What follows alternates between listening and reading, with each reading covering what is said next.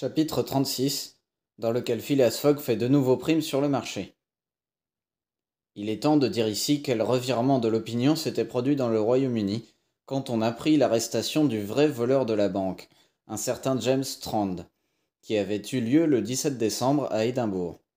3 jours avant, Phileas Fogg était un criminel que la police poursuivait à outrance, et maintenant c'était le plus honnête gentleman qui accomplissait mathématiquement son excentrique voyage autour du monde.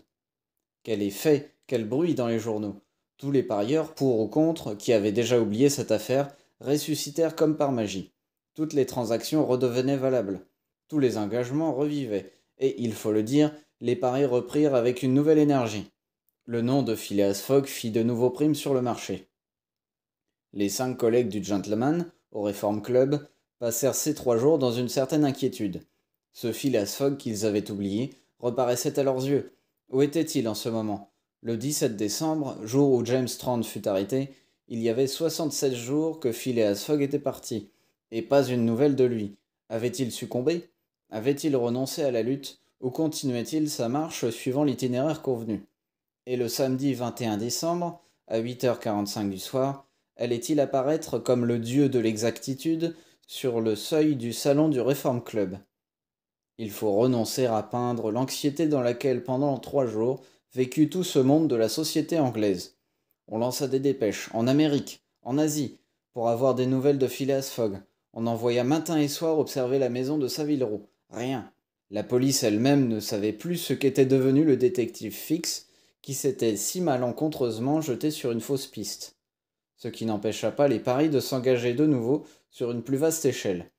Phileas Fogg, comme un cheval de course, arrivait au dernier tournant. On ne le cotait plus à 100, mais à 20, mais à 10, mais à 5, et le vieux paralytique Lord Albermale le prenait, lui, à égalité. Aussi, le samedi soir, y avait-il foule dans Pall Mall et dans les rues voisines. On eût dit un immense attroupement de coursiers établi en permanence aux abords du Reform Club. La circulation était empêchée. On discutait, on disputait, on criait les cours du Phileas Fogg, comme ceux des fonds anglais. Les policemen avaient beaucoup de peine à contenir le populaire, et à mesure que s'avançait l'heure à laquelle devait arriver Phileas Fogg, l'émotion prenait des proportions invraisemblables. Ce soir-là, les 5 collègues du gentleman étaient réunis depuis 9 heures dans le grand salon du Reform Club. Les 2 banquiers, John Sullivan et Samuel Fallentin, l'ingénieur Andrew Stuart, Gauthier Ralph, administrateur de la Banque d'Angleterre, le brasseur Thomas Flanagan, tous attendaient avec anxiété. Au moment où l'horloge du grand salon marqua 8h25, Andrew Stuart, se levant, dit: Messieurs, dans 20 minutes, le délai convenu entre M. Phileas Fogg et nous sera expiré. À quelle heure est arrivé le dernier train de Liverpool demanda Thomas Flanagan. À 7h23, répondit Gauthier Ralph, et le train suivant n'arrive qu'à minuit 10. Eh bien, messieurs, reprit Andrew Stuart, si Phileas Fogg était arrivé par le train de 7h23, il serait déjà ici. Nous pouvons donc considérer le pari comme gagné. Attendons, ne nous prononçons pas, répondit Samuel Fallentin. Vous savez que notre collègue est un excentrique de premier ordre. Son exactitude en tout est bien connue. Il n'arrive jamais ni trop tard ni trop tôt, et il apparaîtrait ici à la dernière minute que je n'en serais pas autrement surpris. Et moi, dit Andrew Stuart, qui était comme toujours très nerveux, je le verrai, je n'y croirai pas. En effet, reprit Thomas Flanagan, le projet de Phileas Fogg était insensé. Quelle que fût son exactitude, il ne pouvait empêcher des retards inévitables de se produire, et un retard de 2 ou 3 jours seulement suffisait à compromettre son voyage. Vous remarquerez d'ailleurs, ajouta John Sullivan, que nous n'avons reçu aucune nouvelle de notre collègue, et cependant les fils télégraphiques ne manquaient pas sur son itinéraire. Il a perdu, messieurs, reprit Andrew Stuart. Il a 100 fois perdu. Vous savez d'ailleurs que le China, le seul paquebot de New York qu'il put prendre pour venir à Liverpool en temps utile, est arrivé hier. Or voici la liste des passagers, publiée par la Shipping Gazette, et le nom de Phileas Fogg n'y figure pas. En admettant les chances les plus favorables, notre collègue est à peine en Amérique. J'estime à 20 jours au moins le retard qu'il subira sur la date convenue, et le vieux lord Albermale en sera lui aussi pour ses 5000 livres. C'est évident, répondit Gauthier Ralph. Et demain, nous n'aurons qu'à présenter chez Baring Frères le chèque de M. Fogg.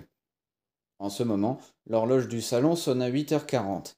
Encore 5 minutes, dit Andrew Stuart. Les 5 collègues se regardaient. On peut croire que les battements de leur cœur avaient subi une légère accélération, car enfin, même pour de beaux joueurs, la partie était forte. Mais ils n'en voulaient rien laisser paraître, car sur la proposition de Samuel Fallentin, ils prirent place à une table de jeu. Je ne donnerai pas ma part de 4000 livres dans le pari, dit Andrew Stuart en s'asseyant, quand même on m'en offrirait 3999.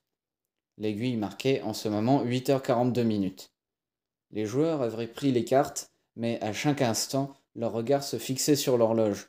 On peut affirmer que, quelle que fût leur sécurité, jamais minute ne leur avait paru si longue. 8h43, dit Thomas Flanagan en coupant le jeu que lui présentait Gauthier Ralph. Puis un moment de silence se fit. Le vaste salon du club était tranquille, mais au dehors, on entendait le brouhaha de la foule que dominaient parfois des cris aigus. Le balancier de l'horloge battait la seconde avec une régularité mathématique. Chaque joueur pouvait compter les divisions sexagésimales qui frappaient son oreille. 8h44, dit John Sullivan, d'une voix dans laquelle on sentait une émotion involontaire. Plus qu'une minute et le pari était gagné. Andrew Stuart et ses collègues ne jouaient plus. Ils avaient abandonné les cartes. Ils comptaient les secondes. À la 40e seconde, rien. À la 50e, rien encore. À la 55e, on entendit comme un tonnerre au dehors. Des applaudissements, des hurrahs et même des imprécations qui se propagèrent dans un roulement continu. Les joueurs se levèrent. À la 57e seconde, la porte du salon s'ouvrit et le balancier n'avait pas battu la 60e seconde que Phileas Fogg apparaissait, suivi d'une foule en délire qui avait forcé l'entrée du club, et de sa voix calme. « Me voici, messieurs, disait-il.